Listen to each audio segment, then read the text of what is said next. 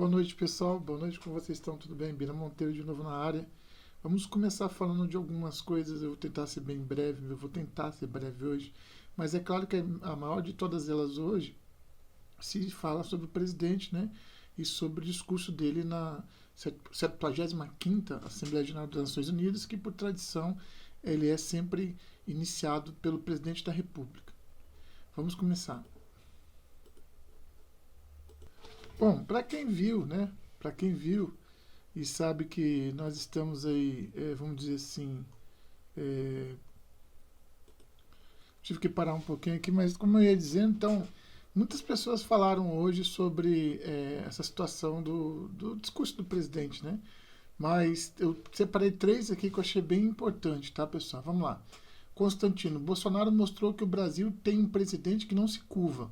Comentaristas do 3 e 1 da Jovem Pan analisaram a fala do presidente na Assembleia Geral da Organização das Nações Unidas nesta terça-feira, dia 22. Em discurso de abertura na Assembleia Geral das Organizações Unidas, ONU, o presidente Jair Bolsonaro afirmou nesta terça-feira, dia 22, que o Brasil, abre aspas para ele, é uma vítima das mais brutais campanhas de desinformação sobre a Amazônia e Pantanal. Agora eu estou começando a gostar porque entrou o Pantanal, porque ninguém falava do Pantanal, ele estava pegando fogo também. Fecha aspas. Em relação a informações sobre desmatamento ilegal e queimadas nas áreas, segundo Bolsonaro, é um movimento para desacreditar o Brasil. Esse movimento tem deixado a gente bem cansado esse mês, né? Porque o país está se tornando líder mundial de produção de alimentos. E a campanha é escorada em interesses escusos e tem o apoio de associações brasileiras que querem prejudicar o governo, mesmo que prejudique o Brasil.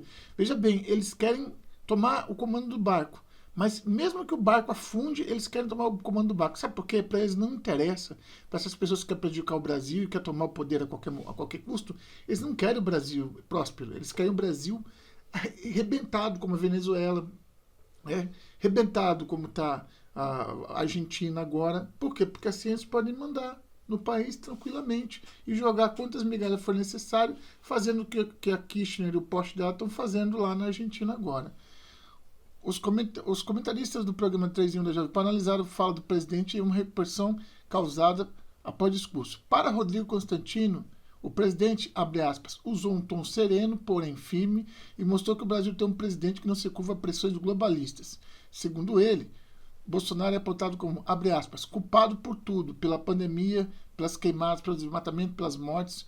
Ponto. O ponto principal do discurso foi mostrar que o Brasil tem soberania nacional protegida. Ele trouxe dados e mostrou com números o que o Brasil preserva florestas e tem um agronegócio pujante.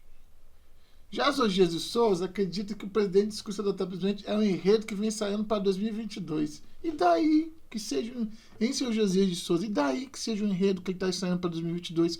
Eu acho que, vou falar de uma coisa, inclusive, hoje, sobre recalque político, que o político tem que estar preparado para a eleição naquele momento. Se você é político e não está preparado para ser reeleito agora, você não vai deixar isso para... Josias, está vendo como não faz nenhum sentido, senhor jornalista Josias, se eu falar isso? O político tem que estar sempre cumprindo aquilo que ele prometeu em campanha e não ficar se preparando para a próxima eleição. Para o Josias, né, que ele é um grande democrata, né, ele quase não é esquerdista, ele acha que o enredo que o presidente vem sendo para 2022. Nesse roteiro, a culpa é sempre do outro. Todos são culpados, menos o Bolsonaro. Bolsonaro exaltou o auxílio emergencial, não mencionou o Congresso que aumentou os valores, falou no pé da realidade. Ô, Josias, na boa, cara, inveja mata, tá certo? Inveja mata. O presidente foi muito, muito bem no discurso dele, tá certo? E aí veio a Thaís Ayama falar assim, o pessoal do Bolsonaro, o perseguido. Não, e não tinha o Lula, o injustiçado, né? Vocês não falavam que o Lula é injustiçado, Thaís Oyama? Você que vive enfiada no PT. Gente, a narrativa é de quem quer falar, a verdade é de quem acredita, né? Agora, a verdade que está sendo colocada aqui, o fato que está sendo colocado aqui, é que não tem ninguém, o presidente não pegou as suas armadas e mandou tocar fogo na Amazônia, ele também não jogou óleo no mar, ele também não mandou, sei lá, fazer especulações de todos os tipos imaginável com a família dele. Tem umas que podem ser verdade, a gente não sabe porque as investigações continuam. Tem outras que são mentira e a gente sabe. Tá entendendo? Então, assim, ele não é o perseguido, não. Ele é perseguido, sim. E não só ele como somos perseguidos, mas todos nós que somos conservadores somos perseguidos, sim, por esse pessoal que está até hoje parado na eleição de 2018, porque perdeu a eleição, vai perder de 2022 e vai perder as outras para frente, porque ninguém mais vai querer voltar àquela situação que o Brasil tinha um escândalo político a cada 10 minutos. Tinha um ministro atrás do outro saindo do governo para se defender de acusações, de escândalos políticos. Já eram ministros de todos os partidos. Todos eles aí hoje estão pendurados aí de alguma forma, de alguma maneira na justiça e com as suas penas caducando ou soltos pela segunda instância, pela STF. Então, quer dizer, ninguém mais aguenta esse tipo de situação. Por isso, eu fico com a observação do Rodrigo Constantino e digo, sim, que o presidente trouxe, né, vamos dizer assim, a ideia de que o Brasil é um país que está se tornando líder mundial de alimentos. E aí tem uma campanha que quer que ele não faça isso, entendeu? Essa é a primeira informação que eu tenho aqui a respeito do discurso do presidente, que foi um debate que teve por Rodrigo Constantino, né, o Josias de Souza e a Thaís Oyama, né, que dizem que eles dois, né, o Josias e a Thaís, dizem que o Bolsonaro era o perseguido, né?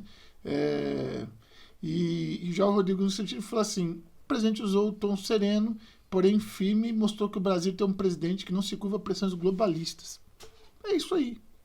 Bem dizer, é isso aí. Mas vamos em frente. Já a jornalista Ana Paula Henkel elogia o discurso de Bolsonaro, 2 pontos. Né? Incêndios na Amazônia viraram uma política. Tá? Segundo a Ana Paula Henkel, Bolsonaro disse que as queimadas são usadas em uma brutal campanha de desinformação com o objetivo de atacar o governo. É disso que nós estamos falando, né? Esse negócio de Bolsonaro perseguir é uma conversa. Sempre teve queimada no Brasil, teve queimadas piores, e vocês estão aumentando o número de queimadas, vocês que são contra o governo Bolsonaro, vocês estão só aumentando esse teatro, fazendo esse teatro não mostrar que é uma realidade que de anos para trás foi olhada olhados históricos de queimadas que ninguém ouvia falar de queimada, mas tiveram queimadas tão grandes quanto essa, né? A ex-jogadora de vôlei, comentarista convidada do programa Os Pingos Is, da Jovem Pan, Ana Paula Henkel, elogiou o discurso do presidente Jair Bolsonaro na 75ª Assembleia Geral das Nações Unidas. Na fala, Bolsonaro afirmou que o Brasil é uma vítima, abre aspas, de uma das mais brutais campanhas de desinformação sobre a Amazônia e o Pantanal, fecha aspas, e que há, abre aspas, interesses escusos, fecha aspas, na suposta campanha de desinformação com o objetivo de, abre aspas, prejudicar o governo e o próprio Brasil, fecha aspas. Estou abrindo e fechando aspas para o presidente, tá? Segundo ela, aí é sobre, segundo a comentarista Ana Paula Henkel, está cada dia mais óbvio que a pandemia e os incêndios na Amazônia estão sendo utilizados como arma política, né? Fecha aspas. Ana Paula, que mora nos Estados Unidos, disse que, abre aspas, a mentira de que a Amazônia tem os maiores números de queimadas dos últimos anos é mais forte no exterior em relação ao governo atual, e que notícias chegam distorcidas. Abre aspas para ela ainda. A verdade precisa ser colocada lá, principalmente em relação à Amazônia. Mais uma vez, temos de lembrar a falácia que é sempre colocada aí, fora que os pulmões do mundo estão pegando fogo. Precisamos lembrar que os pulmões da Amazônia são os oceanos, né? Ninguém fala dos dejetos que a China coloca nos oceanos, nem os Estados Unidos, nem os outros países que têm uma ilha gigantesca no mundo, só com material que foi para o oceano, né? Gostei bastante do discurso do Bolsonaro, falando aí na Ana Paula. Dentro dessa agenda globalista, eu gostei muito do ponto que é a proteção aos cristãos, né? E ao núcleo familiar, porque essa agenda marxista quer abominar a região e quebrar o núcleo familiar, afirmou Ana Paula. No discurso, Bolsonaro fez um apelo a toda a comunidade internacional pela liberdade religiosa e pelo combate à cristofobia, preconceito contra os cristãos. A gente vai falar sobre isso ainda, tá? Ana Paula, repercussão. Ana Paula também criticou os políticos, que em sua maioria da esquerda criticam o discurso do presidente. Parlamentares de diversos partidos da oposição questionaram a veracidade dos fatos apresentados pelo presidente das Nações Unidas, principalmente a minimização dos incêndios florestais da Amazônia e o valor pago como auxílio emergencial. Bolsonaro afirmou que, somadas as parcelas ao auxílio emergencial no Brasil, durante a pandemia totalizam aproximadamente US$ 1.000 e que a cotação equivale a 5.481. O líder da oposição no Senado, Randolfo Rodrigues, questionou: alguém sabe me dizer qual brasileiro recebeu seu auxílio emergencial de US$ 1.000 que a ONU, que a Bolsonaro falou na ONU? Para comentarista, a oposição está parada em 2018. Abre aspas, até hoje sem que se aceitar o resultado das urnas. Existem críticas a esse governo que precisam ser feitas em relação ao real processo do Brasil como nação, mas temos o real processo do Brasil como nação, mas temos uma oposição parada em 2018, chocada com os resultados das urnas e até hoje sem aceitar a eleição. Temos que ver o nosso papel e a nossa posição na sociedade, medir o nosso sucesso e o nosso trabalho também pelas pessoas que nos criticam, e ter na lista Gleisi Hoffmann e Alessandro Molon como um troféu para Bolsonaro, finalizou. Então, o que ela quis dizer com isso? Ela quis dizer que essas críticas que vêm, que acontecem para quem quem é presidente do PT, né? E para pessoas como o senhor Alessandro Molon, que reclamam, mas não apontam nada de verdadeiro, essas pessoas têm elas como críticos, são verdadeiro troféu. Mas aqui vai uma outra aqui, sobre isso aqui, só um instantinho, vamos lá. Então vamos lá, eu somei aqui, ó, os 4 primeiros auxílios foi 2.400, mas vão ter mais 4 auxílios de 1.200, então vou fazendo R$3.600. Gente, o presidente Bolsonaro falou de uma maneira, vamos dizer assim, paliativa. Ele não falou que foram $1.000, ele falou quase $1.000, 3.600 para 5.000 e pouco. É uma diferença grande? É uma diferença grande, mas não chega a ser a metade. Então, assim, foi uma maneira de colocar. Foi uma maneira de exagerar, talvez? Pode ter sido. Mas foi mentiroso? Não foi, porque R$3.600 também não é zero, né? Então, se não fosse esses R$3.600, a população estaria passando fome, porque por esses mesmos críticos que falam sobre os $1.000 que o Bolsonaro disse, quase $1.000, né? Não foi $1.000, foi quase $1.000. Eles também aumentam a crítica, dizendo, cadê os mil? Quem recebeu $1.000?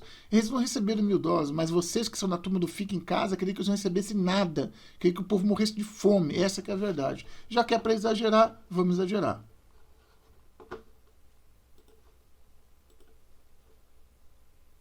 Como eu falei para vocês, eu não trouxe todas claro que não tem nem como trazer todas as conversas que tiveram a respeito, todos os diálogos que tiveram a respeito do presidente Bolsonaro. Mas vamos pegar o Alcolumbre aqui, que me chamou a atenção. Alcolumbre não comenta, o senador Alcolumbre não comenta discurso de Bolsonaro e diz que o Congresso quer dar respostas à destruição das florestas. Na fala durante a Assembleia Geral da ONU, o presidente afirmou que os incêndios do Pantanal e Amazonas são usados como uma brutal campanha de desinformação contra o governo.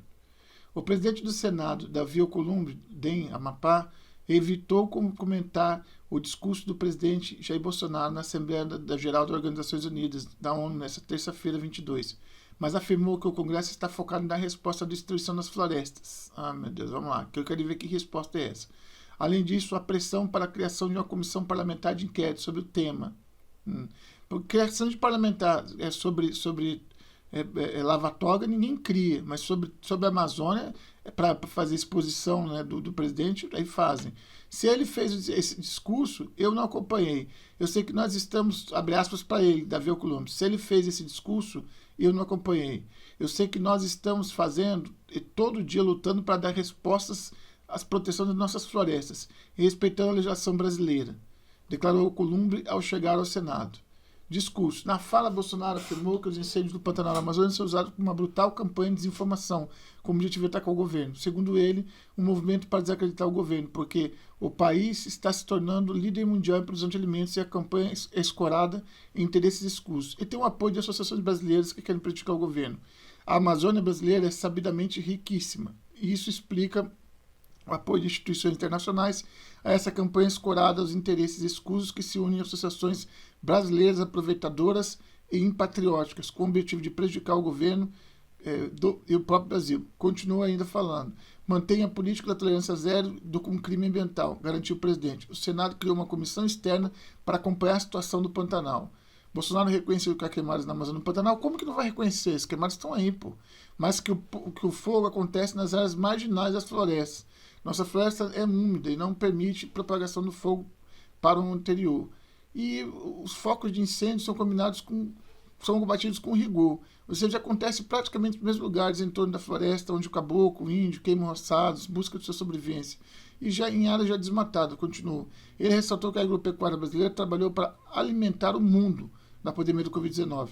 Nosso agronegócio continua pujante e respeitando a melhor legislação ambiental do planeta. Afirmou, destacando que apenas 27% do território brasileiro é utilizado para agropecuária. Falou a verdade. E essa matéria aqui ficou meio enchendo linguiça, mas eu queria trazê-la aqui para mostrar que o presidente Davi Columbi, do Senado, né, ele quis minimizar, como se fosse o discurso do presidente Bolsonaro não tivesse valor. Ele quis diminuir o discurso do presidente Bolsonaro, como se as ações deles, do Senado, fossem tão assim fervorosas e fizesse tanta diferença quanto tem feito para essas queimadas. Porque, pelo que eu vejo, eles estão torcendo para pegar mais fogo na Amazônia ainda. Tá certo? Por quê? Porque eles não querem ajudar o presidente da República, eles não querem se juntar com o presidente da República para ajudar. Eles querem ter protagonismo. E, querendo ou não querendo, o presidente do Senado, o senhor Davi Alcolumbre, o protagonismo de combate a um incêndio florestal é do governo federal, e não do Senado, e não da Câmara dos Deputados. É do Executivo. É querer tirar de novo, como fizeram com a pandemia, o comando do Executivo da situação. É isso que eu estou vendo de novo. É isso que você está vendo, brasileiro. Todo mundo, o pessoal do canal, todo mundo. O que nós estamos vendo é isso. Em vez de ajudar, atrapalha. Então aqui vai meu conselho em relação a isso. Não caia nessa conversa, porque quem não ajuda, não atrapalha. É isso aí que eu tinha para falar sobre isso. Ainda sobre o discurso do presidente Bolsonaro na ONU, né? O presidente falou sobre a 5G e a Huawei, né? Fica cada vez mais forte fora do jogo. A Huawei fica cada vez mais fora do jogo. Em discurso agravado, claro que eles estão juntos, né? Isso aí, a gente sabe disso aí. Em discurso gravado previamente transmitido nesta terça-feira durante a cerimônia de abertura da 75ª Assembleia Geral das Nações Unidas, o presidente Jair Bolsonaro falou sobre o 5G, um destaque que reforça a importância do assunto em âmbito global e mostra que o governo federal está atento ao assunto, apesar do enorme atraso no processo de implantação da tecnologia por aqui. Atraso esse que está corretíssimo, tá? Outro aspecto ficou evidente na fala do presidente é a restrição a equipamentos da chinesa Huawei. Olha só como é que ficou evidente isso. O Brasil está aberto para o desenvolvimento da tecnologia de ponta e inovação. Esse aqui é o presidente falando, abraço para ele. A exemplo da indústria 4.0, da inteligência artificial, da nanotecnologia e da tecnologia 5G, com quaisquer parceiros que respeitem nossa soberania e prezem pela liberdade e pela proteção de dados, afirmou Bolsonaro durante o discurso. A fala do presidente reforça o que já foi dito por ele anteriormente. Quem vai decidir o 5G sou eu. Não é terceiro, nem ninguém dando palpite por aí, não. Inclusive você, governador do estado de São Paulo, Vossa Excelência não vai ser que vai definir 5G, não. Pode ter certeza disso, porque quem tem essa prerrogativa é o governo federal. Respondeu no início deste mês, quando perguntado.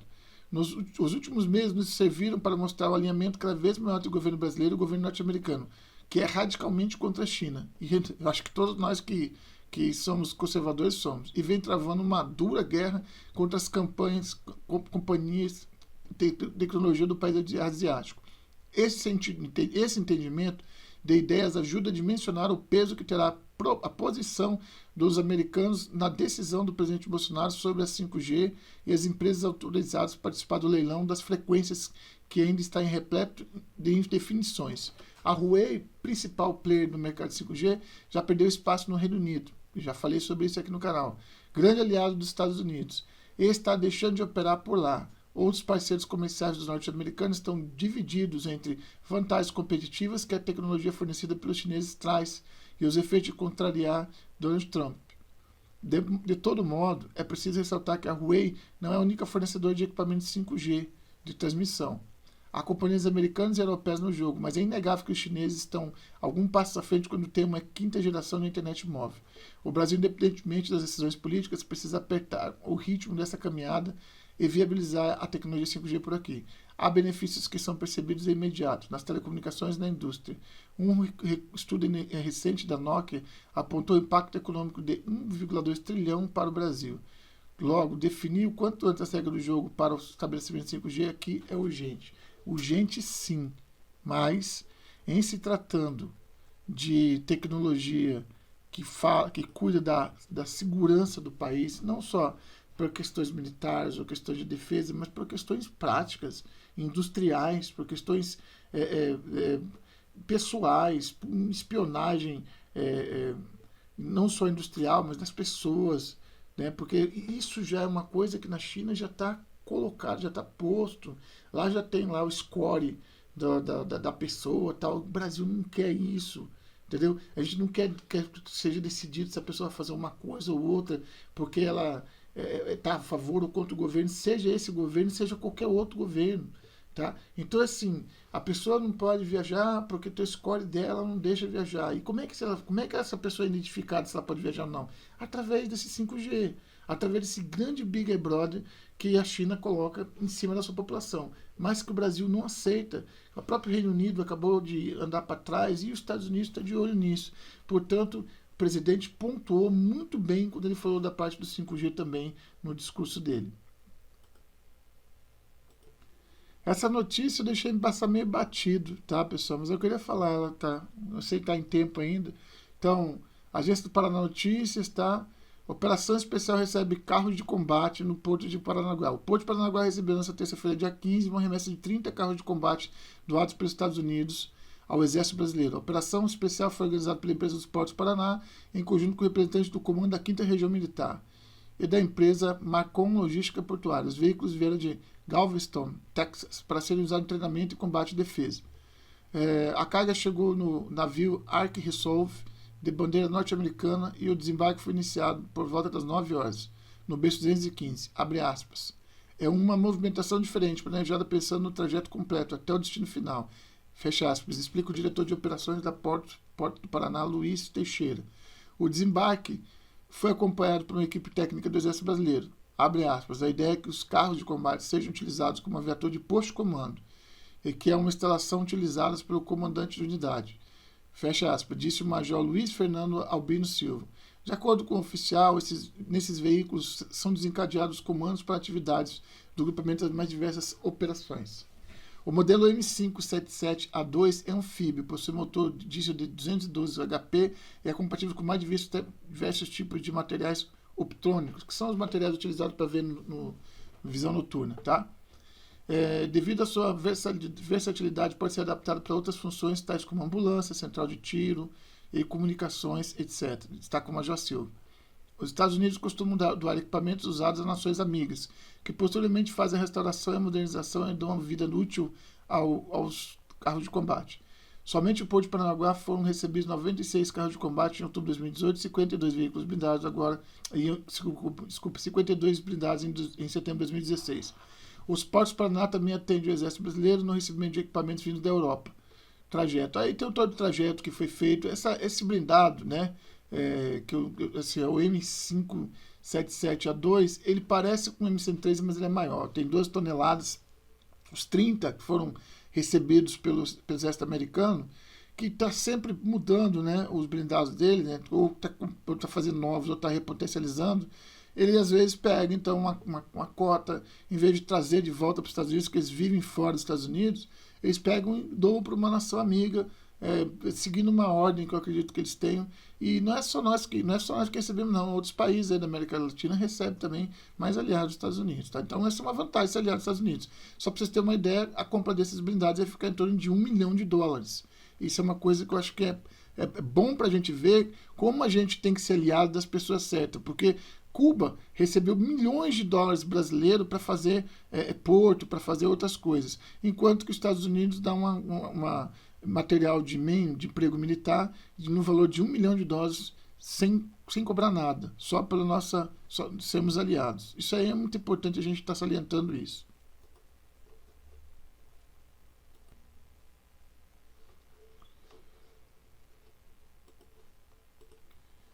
Senado aprova a indicação de Nestor Foster para a Embaixada dos Estados Unidos. Vamos ver?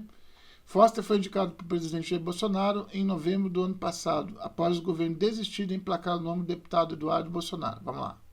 O Senado aprovou nesta terça-feira, dia 22, a indicação do diplomata Nestor Foster Jr. para a Embaixada Brasileira nos Estados Unidos. Ele foi indicado pelo presidente Jair Bolsonaro. Deixa eu só corrigir um negócio aqui. Vamos lá. Deixa eu fechar isso aqui também. Vamos lá. Em novembro do ano passado, após o governo desistir da indicação do deputado Eduardo Bolsonaro, filho do presidente da República, para o cargo, o parlamentar não conseguiu apoio suficiente para virar embaixador. Vamos lá. O Senado também deu aval à nomeação da ministra Maria Tereza para o cargo de Corregedora-Geral do Conselho Nacional de Justiça. Mais cedo, em sabatina da Comissão de Constituição e Justiça, a magistrada defendeu da ministra Maria Tereza de Assis para o cargo de Corregedora do Conselho Nacional de Justiça. Mais cedo, em sabatina na Comissão de Constituição e Justiça, a magistrada defendeu uma definição sobre a quarentena de juízes que queriam disputar eleições para cargos públicos, proposta em discussão no Congresso. A regra pode barrar a candidatura de ex-magistrados em 2022. E isso aí é uma coisa que interessa para os aliados ali do senhor, né, Moro, né, ex-ministro Moro, né? Então, o seu Sérgio Moro, isso interessa, isso aí. Bom, essa ministra, então, ela passou a ser a Corregedora-Geral do Conselho Nacional de Justiça, né? E defendeu, então, essa quarentena de juízes, né? Que eu acho que, não sei, a minha opinião sobre isso, eu acho que só se fosse uma quarentena que não fosse coisa grande, tipo, não poderia ser, por exemplo, no mesmo ano que tem eleição, aquele juiz que prendeu determinado político sair falando sobre limpeza vamos dizer assim, sobre o que ele fez como juiz, contra a corrupção que ele ia fazer, que ele é ilibado, que ele assim, agora essa vamos dizer assim, essa discussão, gente, dessa quarentena, eu acho muito grande a quarentena que eles estão querendo dar. É a minha opinião, não sei vocês.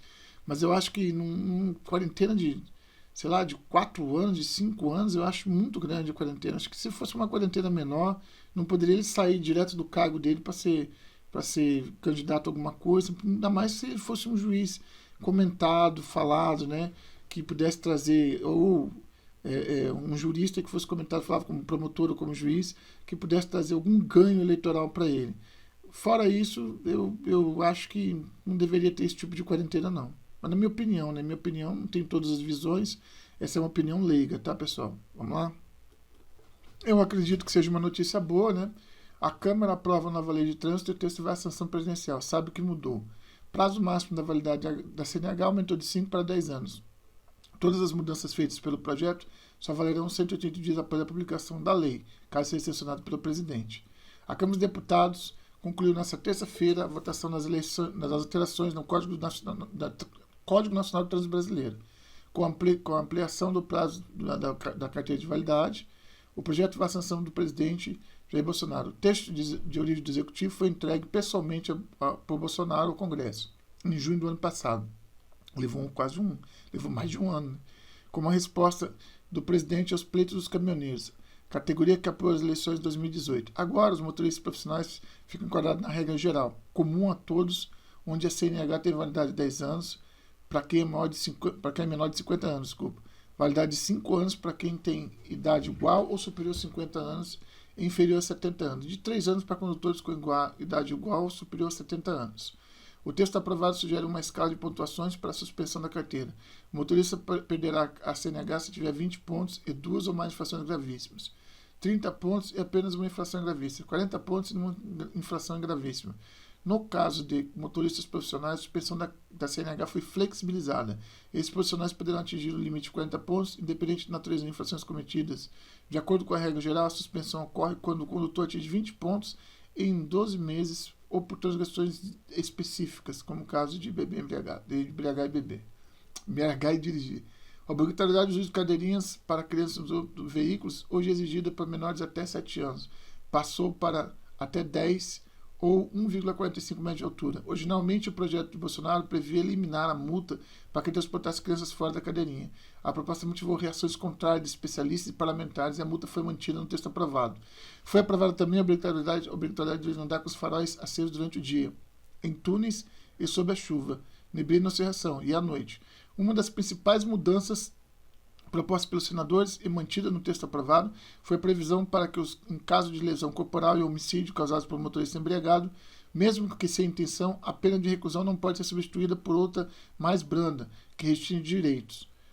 Todas as mudanças feitas do projeto só valerão 180 dias após a publicação da lei, caso seja sancionada pelo presidente. Então, essa parece ser uma modificação coerente, principalmente para a categoria dos motoristas profissionais, e eu acho que de bom grado aí, não atendeu tudo, mas atendeu a grande maioria dos pleitos do presidente da República, e acredito que ele vai promulgar essa lei. Vamos ver aí, só ele que vai poder nos mostrar o que vai acontecer.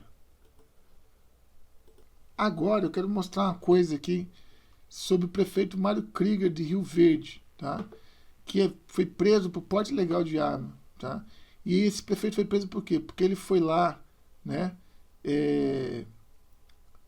criticar, ou foi lá fazer vamos dizer assim, ameaçar, né? O segundo está falando aqui no MS Conservador, as famílias, as pessoas que estavam lá inaugurando esse outdoor fechado com o Bolsonaro, Brasil acima de tudo, presidente Bolsonaro, Rio Verde, Mato Grosso, /MS, tá vendo? Então, assim, na cidade de Rio Verde. Aí, ontem não, dia 19, o prefeito da cidade de Rio Verde, Mato Grosso do Sul, foi preso por portar arma sem registro. Mário Krieger, ex-PT hoje no PSC, se revoltou com a possibilidade de instalação de um outdoor na cidade em apoio ao presidente Bolsonaro. O outdoor, que foi feito através de uma vaquinha de empresários na região, seria inaugurado com grande festa. Acontece que o prefeito foi até o local, onde se encontravam os apoiadores, aparentemente embriagado e portando arma ilegal sem registro, que ameaçou quem estava por ali. Num descuido do prefeito, um dos participantes acabou pegando a arma e chamou a polícia. Todo o ocorrido causou bastante tumulto. Eu vou mostrar os vídeos aqui para quem não viu, porque está rodando na internet, né? Mas aí a gente dá uma olhadinha e já mostra para vocês como é que foi essa situação aqui.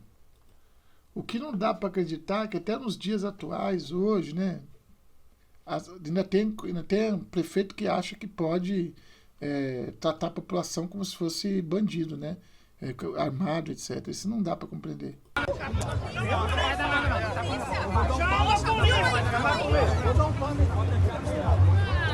Chama a polícia, tá armado aqui. Encosta no meu tio lá, encosta nele. Você não mata ninguém!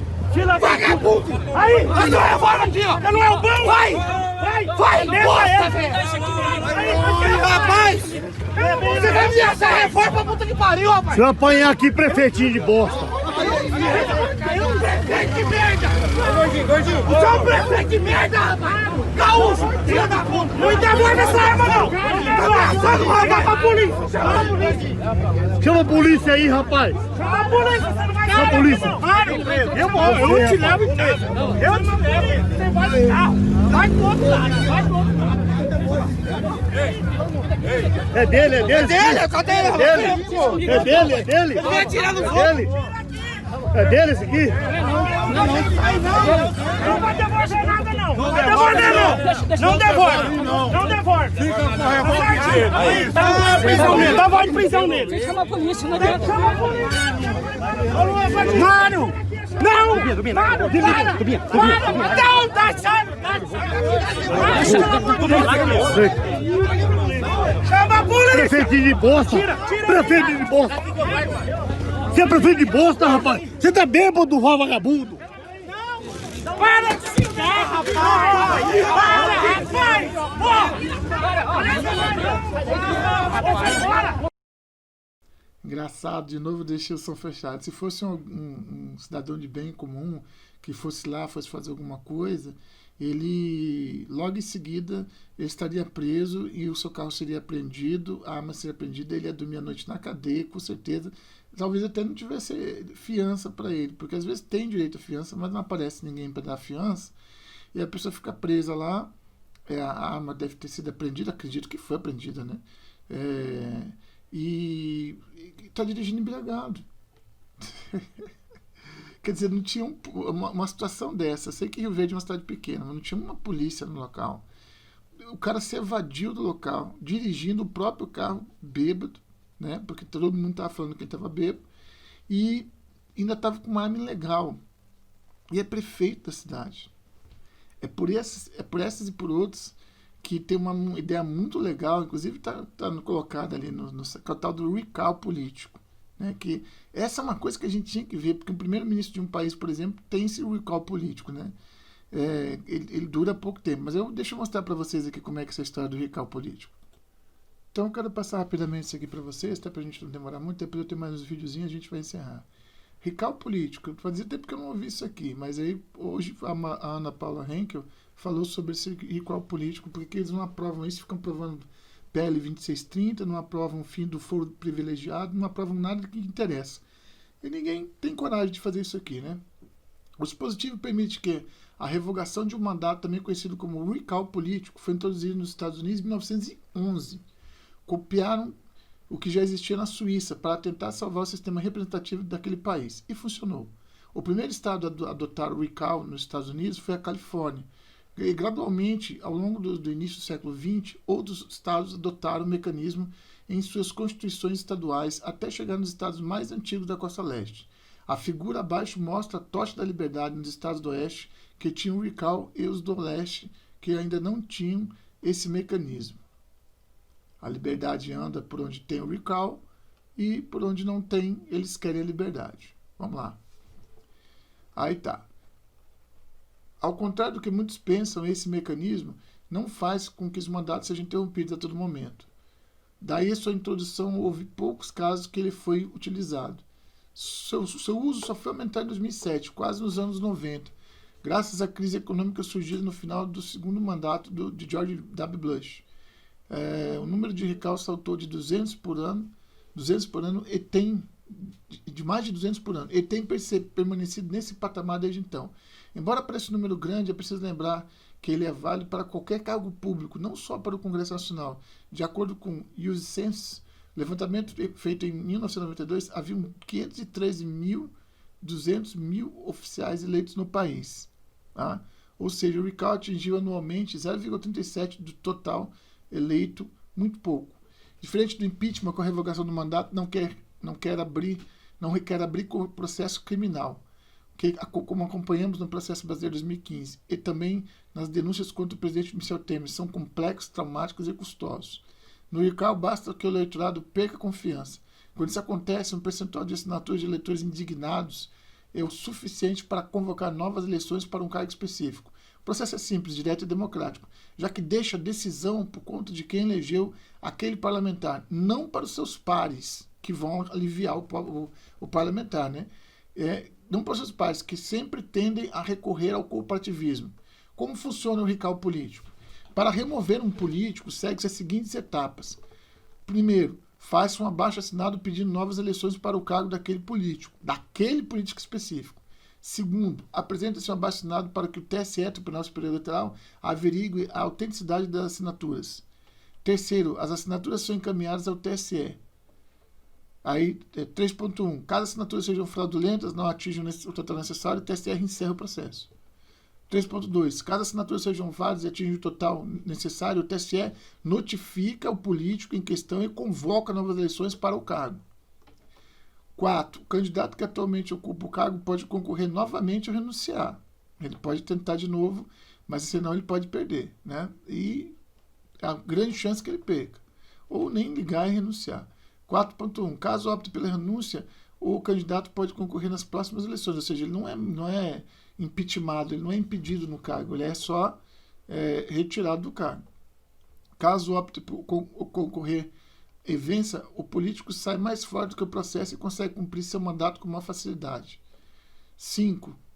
Que esse é 4.3. Né? 5. O TSE administra novas eleições somente na jurisdição do cargo. A vantagem do recall político é que poucos políticos falam. Os Estados Unidos criaram uma expansão muito interessante para o recall político. Poucos sabem, mas os Estados Unidos, agora a população também pode revogar mandato de cargos nomeados como burocratas, secretários indicados por políticos, chefes de polícias, auditores, secretários de finanças e por aí vai. Todos esses cargos estão sujeitos a terem seus mandatos popularmente validados. Veja bem como isso pode ser útil. Esse recurso poderia ter sido usado no caso do BNDES, por exemplo, quando ele passou a fomentar obras em países pouco democráticos, sem poder de pagamento ou em um processo de financiamento pouco transparente, ao permitir que a população possa intervir diretamente na ação dos servidores. Esses passam a trabalhar pensando no interesse popular e não de quem o indicou para o cargo. O RICAL vai além. Com a criação de um dispositivo de revogação do mandato, a população pode fazer um pedido por novas eleições de bancadas inteiras ou até mesmo de eleições gerais. O Congresso está sem legitimidade, a população pode dissolvê-las e de novas eleições. O RICAL político cria políticos mais responsáveis. Com o tempo, esse RICAL político ele passa a ser uma coisa fazendo parte da regra do jogo. Então, dificilmente você vai ter pessoas que vão cometer atrocidades e vão ser despedidas, como a pessoa está num cargo comercial, num cargo você sabe que se o empresário lá, se não tiver o lucro dele, ou seja, se o povo que contratou não tiver o devido atenção, ela pode mandar o político embora. Isso seria uma maravilha, né? Imagina se esse prefeito aí não ia tomar RICAL político. Eu vou mostrar mais uma aqui de outro prefeito, tá? A possibilidade de revogação de mandato sujeito a novas eleições por voto de não confiança, caso de efeitos imediatos. Ao deixar claro que o dono daquele mandato é o eleitor e não o político, o RICAL político faz com que o parlamentar se torne muito mais próximo ao seu eleitorado e à sociedade, que, por consequência, passa a confiar mais no sistema político daquele país. O RICAL político serve até como uma válvula de escape, pois permite que todo o sistema não fique contaminado e chegue a situações patéticas como a do Brasil hoje, com falta de representatividade que nós vemos, né? A complexidade do RICAL é que somente alguns modelos representativos permitem esse sistema. Para cargos majoritários, onde tem mais votos, ganha, como prefeitos, governadores, presidentes e senadores, o sistema é aplicável sempre. O problema é que essa menor parte da máquina política. O grosso dos cargos encontra-se no legislativo, como deputados federais, estaduais e vereadores. Isso ocorre, pois o modelo atual em que há coeficiente eleitoral. O mecanismo não pode ser aplicado, pois a remoção de um candidato com muitos votos e que elegeu dessa forma muitos deputados inviabilizará o mandato desses parlamentares. Por exemplo, se o cara, por exemplo, vocês votaram em mim e meu conceito eleitoral pegou mais 2 candidatos e vocês decidiram me demitir, não dar o voto de não confiança, teoricamente, os outros 2 que eu puxei os votos deveriam sair também. Então, por isso que não se consegue empregar esse RICAL ainda no Brasil. Quer saber mais sobre isso? Tem um evento, mas já passou, fizeram uma transmissão no Facebook, mas eu queria trazer esse conceito para vocês. E só para ilustrar, uma pessoa, né, em 2017, 20 de novembro de 2017, Rafael Laub, de Minas Gerais, fez a proposta. RICAL político significa caçar e revogar o mandato de qualquer representante político pelo eleitorado e chamar de volta para reavaliação popular de um mandato improbo, incompetente e inoperante. Ele colocou isso aqui no E-Cidadania. Ninguém, nenhum deputado, ninguém. Só 6 pessoas deram apoio. Eu ia jogar isso aí, mas acontece que agora já acabou a data de apoio para isso. Eu vou tentar colocar uma solicitação de RICAL político, depois eu vou divulgar para que as pessoas votem, porque muitas pessoas, como Fruta, como a Pig, né, só que cravaram nas costas da gente a faca, né, como governador do estado do Rio de Janeiro também, como governador do estado de São Paulo, que tem uma impopularidade muito grande, mas vão chegar até o final dos mandatos deles. E para completar, eu vou trazer mais um vídeo aqui que fala sobre prefeitos que deveriam sofrer RICAL político. Para quem viu isso no WhatsApp, a GAECO, né, que é a polícia que trabalha contra crimes econômicos, né, encontrou uma mixaria na casa do presidente da Câmara Municipal de Arapongas, no Paraná. Olha só, pessoal de Arapongas, no Paraná. Fica ligado aí que eu vou mostrar. Olha só o que foi a mixaria que ele encontrou lá. Você já tem as manhas aí, né? É mais fácil do que eu tô tremendo. Não, mas fica tranquilo. Beleza.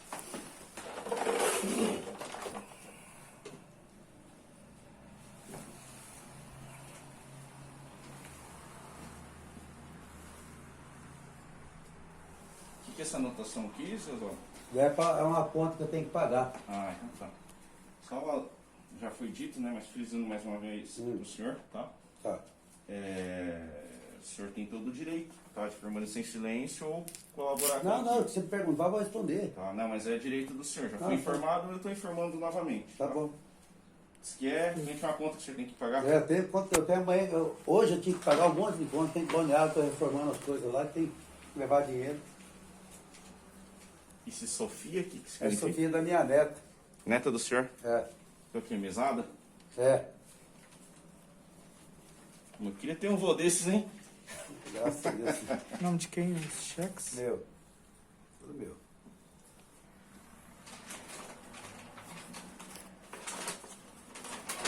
Não, nem tudo que a gente está colocando aqui necessariamente vai ser apreendido, tá? Tudo Mas é tranquilo, para cara. questão Faz de o que você tem que conferência. fazer, não tem problema não. Beleza? Fica tranquilo, eu não sou de criar casa, não. Eu sei que vocês estão fazendo o trabalho de vocês.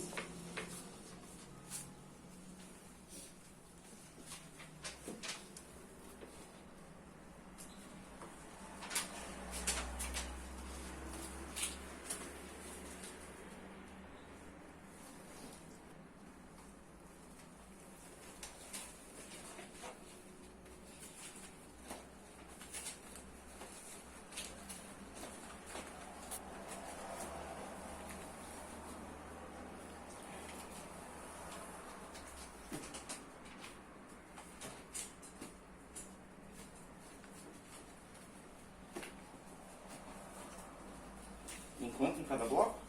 10 mil. 10 mil. Sim.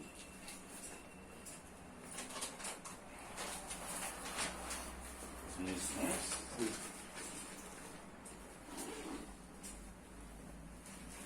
Cuidado, assim, só para colocar aqui. A bolsa, só documento. Tá bom.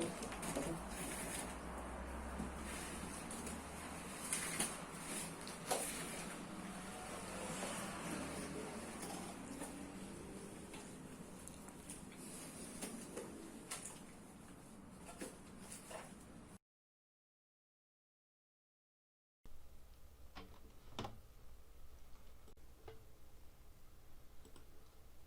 Para finalizar, pessoal, por que eu falei desse recall político? É uma maneira de você pegar um cara desse aí, que a gente não sabe também, não tem todos os dados aqui para apurar, mas o Gaeco está lá, não ia ser à toa, né? Então, para a gente apurar todos esses crimes aí, em vez de fazer todos esses processos na justiça, inclusive processos em conselho de ética que a gente não confia, porque está julgando o próprio companheiro, que amanhã ele pode ser ele que está ali, entendeu? Então, assim, é muito complicado. Agora, um voto de recall, ou seja, um voto de não confiança e abertura de novo para aquela vaga, né, seja deputado federal, seja vereador, seja deputado estadual, seja qualquer vaga que for, seria muito, mas um avanço muito grande na política brasileira. Eu acho que nenhum político vai propor isso, porque isso aí seria tirar a estabilidade política deles. Qual é a estabilidade? Aquela de 4 anos, de 8 anos, por exemplo, de senador, que você sabe que votou no cara e agora só daqui 4 anos para reverter. Por isso que eu acho que o recall político seria uma boa bandeira para a gente eleger. Eu quero desejar a todos um grande abraço, tá? Dizer que o nosso amigo Eduardo está melhorando e quando ele estiver pronto, restabelecido, ele volta. Valeu, gente. Até a próxima. Um grande abraço.